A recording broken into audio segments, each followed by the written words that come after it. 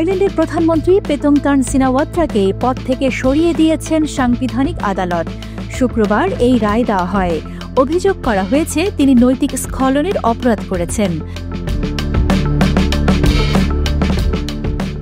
আদালত জানায়, গত জুন মাসে কম্বোডিয়ার সাবেক প্রধানমন্ত্রী হুন সেনের সঙ্গে ফোনালাপে পেতংতার্ন দেশের স্বার্থের চেয়ে নিজের স্বার্থকে আগে রেখেছিলেন।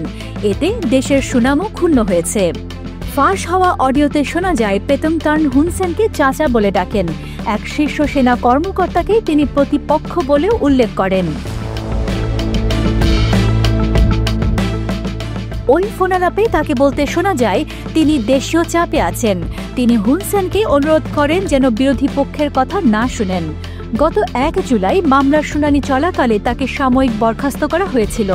এরপর সীমান্ত বিরোধী সংঘর্ষ হয়, প্রাণহানি ঘটে, অনেক মানুষ বাস্তুচ্যুত হয়। পরে মালয়েশিয়ার মধ্যস্থতায় যুদ্ধবিরতি চুক্তি হয়।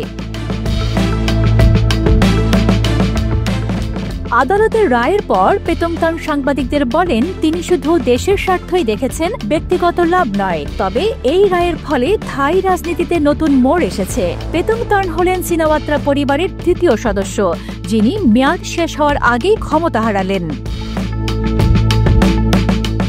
পতাকা সারথি, বাংলাদেশ।